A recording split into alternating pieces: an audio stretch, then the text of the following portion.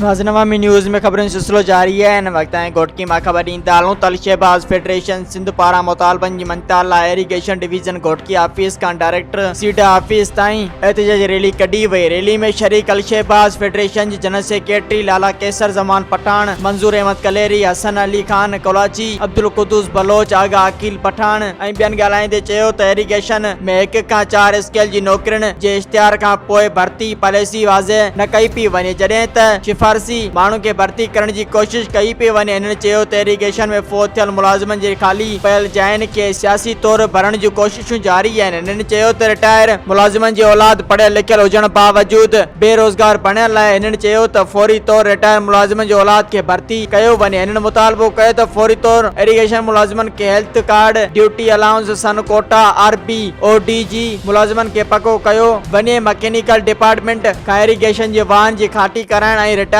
मुलाजिमन के group insurance दिनों वने भी सूरत में एहतजाजी तहरीक जारी रहती। मजीद खबरों और तफसीलात के लिए विजिट करें हमारी वेबसाइट www.awamiNewsHD.com।